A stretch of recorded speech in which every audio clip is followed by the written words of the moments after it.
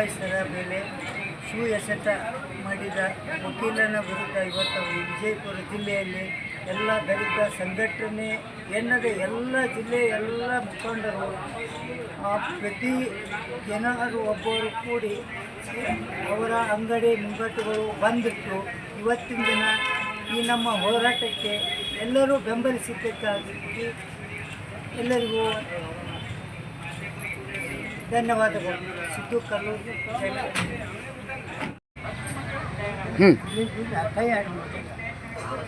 ದೇಶದ ಉಚ್ಚ ನ್ಯಾಯಾಲಯದ ನ್ಯಾಯಮೂರ್ತಿಗಳಿಗೆ ಬೂಟ್ ಎಸೆದಂಥ ವಿಷಯಕ್ಕೆ ಸಂಬಂಧಿಸಿದಂತೆ ನಾವು ಇವತ್ತು ಈ ಬಗ್ಗೆ ಮಾಡಿದ್ದೇವೆ.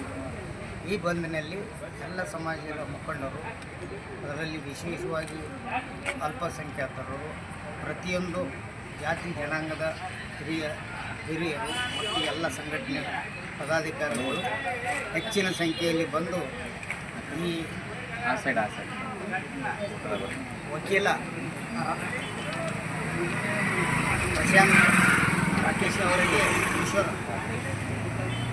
ಕಿಶೋರ್ ಅವರಿಗೆ ಗಲ್ಲು ಶಿಕ್ಷೆ ಆಗಬೇಕು ಅಂತ ಹೇಳಿ ನಮ್ಮ ಬೇಡಿಕೆ ಅದ. ಮತ್ತು ಕೇಂದ್ರ ಸರ್ಕಾರ ಕೂಡಲೇ ಅವರ ಮೇಲೆ ಕ್ರಮ ತಗೊಂಡು ಬಂಧಿಸಬೇಕು ಮತ್ತು ಅವರಿಗೆ ನ್ಯಾಯಸಮ್ಮತವಾಗಿ ಕಠಿಣ ಆದಂಥ ಶಿಕ್ಷೆಯನ್ನು ಕೊಡಬೇಕು. ಒಬ್ಬ ದಲಿತ ಸಮಾಜದ ವ್ಯಕ್ತಿ ಇಂಥ ಉನ್ನತ ಸ್ಥಾನಕ್ಕೆ ಹೋಗಿರ್ಬೋದು. ಇವತ್ತಿನ ಈ ಮನಸ್ಥಿತಿ ಇರುವಂಥ ಮನುವಾದಿಗಳ ಅವರನ್ನು ನೋಡಿ ಸಹಿಸಿದಂಥವರು ಇಂಥ ಕೃತ್ಯ ಮಾಡಿದ್ದಾರೆ. ಇದನ್ನು ನಾವು ಖಂಡಿಸ್ತೀವಿ. ಅದಲ್ಲದೆ ಈ ದೇಶದಲ್ಲೇ RSSನವರು ಮಾಡುತ್ತಿರುವ ಕುತಂತ್ರ, ಮೋಸ ಇವುಗಳು ಅತಿ ಹೆಚ್ಚಾಗಿದ್ದಾವೆ. ಇನ್ನು ಮುಂದೆ ಈ ಬ್ರಾಹ್ಮಣ ಶಾಹಿಗಳು ಏನಾದರೂ ಮುಂದುವರಿಸಿದ್ದೆ ಆದರೆ ಅವ್ರನ್ನ ನಮ್ಮ ದೇಶ ಬಿಟ್ಟು ಓಡಿಸ್ತೀವಿ ಅನ್ನುವಂಥ ಬ್ರಾಹ್ಮಣರಿಗೆ ಎಚ್ಚರಿಕೆ ಕೊಡ್ತೀವಿ.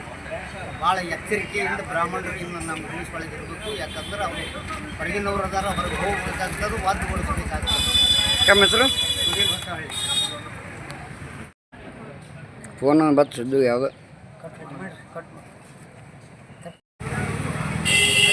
ಇವತ್ತಿನ ಈ ಒಂದು ಪ್ರತಿಭಟನೆಯಲ್ಲಿ ಭಾಗವಹಿಸಿದಂಥ ಎಲ್ಲ ನಮ್ಮ ಸಂಘಟನೆಗಳ ಗಣ್ಯರಿಗೂ ಸಂಘಟನೆಯ ಎಲ್ಲ ಪದಾಧಿಕಾರಿಗಳಿಗೂ ಸ್ವಾಗತವನ್ನು ಬಯಸುತ್ತಾ, ಇವತ್ತಿನ ದಿವಸ ನಮ್ಮ BR ಗವಾಯಿ ಸರ್ವೋಚ್ಚ ನ್ಯಾಯಾಲಯದ ನ್ಯಾಯಾಧೀಶರ ಮೇಲೆ ಒಂದು ಏನು ಕಿಶೋರ್ ಎನ್ನುವಂಥ ಒಬ್ಬ ವಕೀಲರು ಊಟನೆಸುವ ಮೂಲಕ ಸಂವಿಧಾನಕ್ಕೆ ಅಪಚಾರ ಮಾಡೋದು ಕೇವಲ ಗವಾಯಿಯವರಿಗೆ ಇದು ಮಾಡಿದಂಥ ಅವಮಾನವಲ್ಲ, ಇದು ಇಡೀ ಸಂವಿಧಾನವನ್ನು ಕುಗ್ಗಿಸುವಂಥ ಕೆಲಸ, ದಲಿತರನ್ನು ಕುಗ್ಗಿಸುವಂಥ ಕೆಲಸ. ಈ ರೀತಿ ಮನೋರೋಗದಂಥ ಜನರು ದೇಶದಲ್ಲಿ ಇಂತಹ ಕುತಂತ್ರಗಳನ್ನು ಮಾಡ್ತಾನೆ ಇದ್ದಾರೆ. ಆದರೆ ಇದೇ ರೀತಿ ಮುಂದುವರಿಸಿದ್ದೇ ಆದರೆ ನಾವು ಖಂಡಿತವಾಗಿ ನಾವು ಯಾವಾಗಲೂ ಸತತವಾಗಿ ನಾವು ಇದನ್ನು ಖಂಡನೆ ಮಾಡುತ್ತಾ ನಮ್ಮ ಒಂದು ಶಕ್ತಿಯನ್ನು, ಬಾಬಾ ಸಾಹೇಬರು ಕೊಟ್ಟಂಥ ಒಂದು ಸಂವಿಧಾನದ ಶಕ್ತಿಯನ್ನು ನಾವು ತೋರಿಸುವ ಮೂಲಕ ಇದನ್ನು ಖಂಡಿಸ್ತೇವೆ.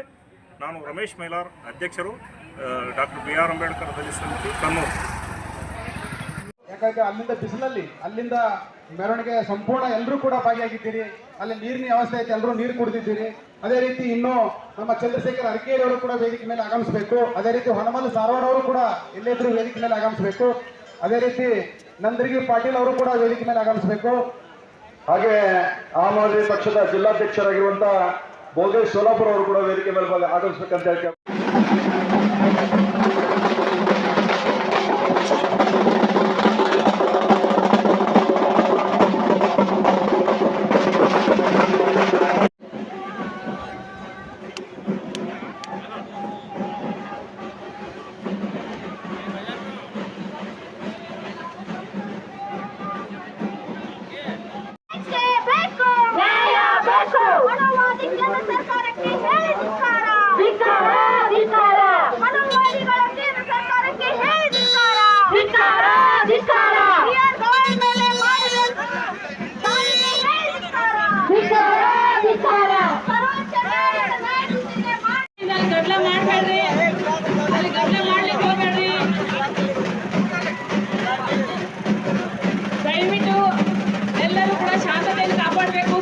ಬದ್ಧವಾಗಿರಬೇಕು.